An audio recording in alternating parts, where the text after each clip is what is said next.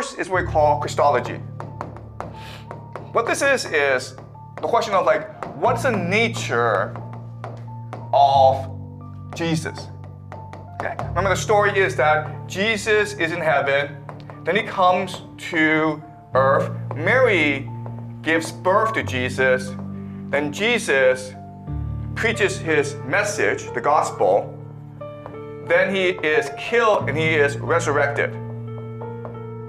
And then he returns to heaven, okay? That's the official story of Christianity.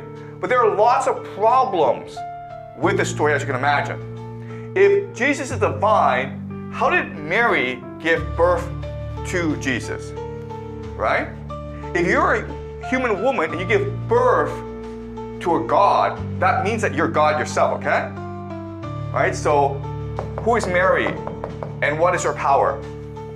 Second question then is Jesus divine or is he human? Okay? Because if he's human, he dies, that's a sacrifice, right? But if you're divine, you can't die, so his death and his resurrection doesn't make any sense. Okay? So this is the problem with Christology. Is Jesus human or is he divine?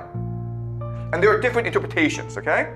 The first interpretation is Jesus is divine in heaven, but he's human in the world. Okay, does that make sense? So yes, Mary gave birth to Jesus, but she gave birth to the human Jesus and not the divine Jesus. Because you cannot give birth to a divine God, okay? And that's why his death makes sense, because the Jesus who died was the human Jesus, but once he died and he was resurrected, then he went to heaven, okay? That's one explanation, that Jesus is really human. Another explanation is, no, Jesus is divine. So Mary, the death doesn't really matter, okay? He's just divine, okay? So both are possibilities.